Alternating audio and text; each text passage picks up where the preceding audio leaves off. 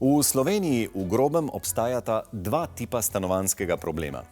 Prvič, visoke cene za marsikaterega mladega kupca pomenijo večdesetletno zadolžitev in s tem finančno tveganje. Drugi pa je tisti, s katerim se soočajo starejše generacije, naši starši in stari starši. Pogosto namreč živijo v prevelikih hišah. Mnogi se s težavo spopadajo s številnimi obnovitvenimi deli, ki pritičejo približno pol stoletja starim nepremičninam. Življenje v prazni hiši pa za marsikaterega upokojenca pomeni tudi socialno izolacijo. In to je trenutek, ko mora v igro vstopiti optimizem, skupaj z nekaj iznajdljivosti. Pred nami so posnemanja vredni primeri. Pa je življenje v mansardi res tako dobro, kot se sliši? Ker je tudi nas mučila radovednost, smo obiskali več družin, ki so si stanovanje uredile na domačem podstrešju in jim navrgli nekaj precej neposrednih vprašanj. Od tega, kako je živeti s taščo, ki pride na obisk kar v copatih, pa do tega, če jim je poleti v mansardi kdaj prevroče. Njihovi odgovori so nas presenetili. Katja si je z Blažem in hčerko ustvarila dom v hiši tasta in tašče in danes kar ne more prehvaliti medgeneracijske simbioze, ki vlada pri njih doma. Razmišljala sem veliko v tej smeri, če malo preračunaš vse finance tudi, nekaj takih hiši nepremičnin je tudi v najnih družinah že kar nekaj stari starši, najni starši. Potem sva rekla, ok, to pa kar nekaj nanese, zakaj pa bi midva šla v lastno gradnjo. Tako da, ko sem pristala, smo šli v akcijo. V tem načinu življenja, ki ga trenutno živiva, zelo pomagajo.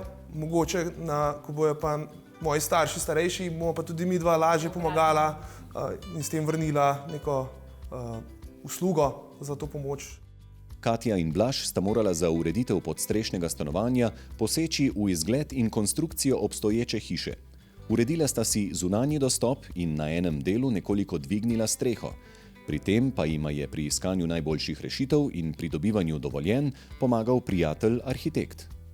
Arhitekt je tudi sicer v procesu adaptacije podstrehe nujen, ne le zaradi svojega obsežnega tehničnega znanja, pač pa ker je pri izdelavi dodatne stanovanjske enote v obstoječi zgradbi vedno potrebno pridobiti novo gradbeno dovoljenje.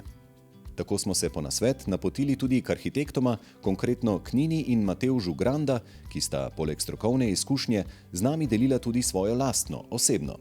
Pred leti sta si namreč tudi sama uredila mansardo v hiši Matevževih staršev. Kar se tlorisa tiče, je bil koncept v ozadju ta, da 8 ur svojega časa prespimo, 8 ur delamo in 8 ur imamo prostega časa in tudi v tem razmerju je potem nekako tloris razdeljen, to se vidi iz tlorisa in iz prereza, da je 1/3 površin namenjena spanju, 2/3 pa bivanju in drugim dejavnostim. Steklena vrata, ki povezujejo stanovanje s teraso, skupaj s strešnimi okni v mansardo prepuščajo obilo naravne svetlobe. In ker je odmerjanje naravne svetlobe v mansardnih prostorih dosti zahtevnejše kot v klasičnem stanovanju, smo se po nasvet o tem, koliko oken je v mansardi zares potrebno, obrnili na strokovnjake. V Sloveniji veljajo minimalni tehnični predpisi, ki določajo, da mora biti okenskih površin za 20% glede na tlorisno površino prostora. To govorimo o minimumu, to niso priporočila ali povprečje. Da bi lažje ocenili, koliko oken bo potrebnih za optimalno osvetlitev, obstaja vrsta sodobnih pristopov. V eni od mobilnih aplikacij lahko na primer izrišemo svoj prostor v 360-stopinjski tehniki in opazujemo, kako se spreminja, ko vanj dodajamo strešna okna. To pomeni, da se lahko zasučeš, pogledaš okrog, vidiš vse, kako je v tem prostoru. Še več, v bistvu lahko se uporablja tudi z 3D očali. Vse to z namenom, da bi uporabniki že v fazi načrtovanja skrbno premislili in pravilno postavili okenske odprtine. Kako pa je z opremo mansarde?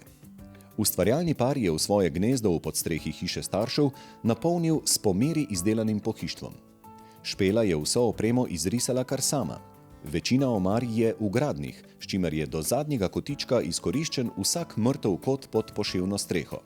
Počutje je v bistvu super. V začetku sva prostor osvetlila z dovolj bele barve, kar je v bistvu problem v mansardah, ker so pretemne. Tako da sem jaz v začetku načrtovala vso pohištvo v beli barvi. Kljub temu sva kupila tudi dovolj strešnih oken, da je prostor dovolj svetel. Naknadno pa sva potem mansardo tudi temnila s črnimi dodatki v kamnu, lesu in tako naprej. Zaradi pozicije mansarde tik pod streho je potrebno biti pozoren tudi na vse vidike bivalnega ugodja, od poletnega pregrevanja do zimskih toplotnih izgub, kondenzacije vlage in morebitnega zamakanja. Pri izbiri strešnih oken tako bodite pozorni, da vam proizvajalec zagotovi ne le kvalitetno izdelavo in montažo, pač pa da vam ponudi tudi nujne dodatke, zunanja in notranja senčila ter sistem daljinskega prezračevanja, s katerim bo vzdrževanje primerne vlage v prostoru, sploh v primeru težje dostopnih strešnih oken, dosti lažje. Kot prvo naj povem, da sistem upravljate preko mobilnega telefona, kar je danes skoraj nujno potrebno pri naprednejših pristopih. Torej, v prostoru na steni imamo pritrjen senzor, ki je povezan na splet in nam sporoča dnevno temperaturo, prisotnost CO2 in pa seveda prisotnost vlage v prostoru. Zadeva je vezana na spletno stran weather.com, iz katere črpa podatke dnevno, kar pomeni, da če bo za naslednji dan napovedan hud vroč dan, bo sam sistem zasenčil strešno okno in preprečil pregrevanje prostorov. Isti sistem vam mansardo tudi prezrači s kratkimi intervali odpiranja strešnih oken in s prepihom zamenja zrak, ne da bi hkrati bistveno vplival na temperaturo ogrevanega prostora. Pa še zadnje vprašanje, ki nam ga večkrat zastavljajo gledalci. Koliko stane in koliko traja prenova mansarde? Seveda enoznačnega odgovora ni, zato vam priporočamo, da se za personalizirano svetovanje obrnete k arhitektu ali k strokovnjakom za urejanje mansarde. Mansarda danes velja za kakovosten, svetu, razkošen prostor, dom pravzaprav, kamor se uporabniki radi vračamo.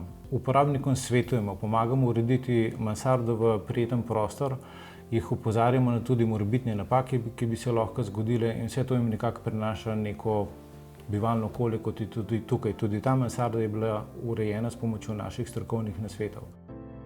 Pri urejanju mansarde se vselej zanesite na strokovni nasvet. Dom si namreč urejate le enkrat, naj bo kar se da prijeten.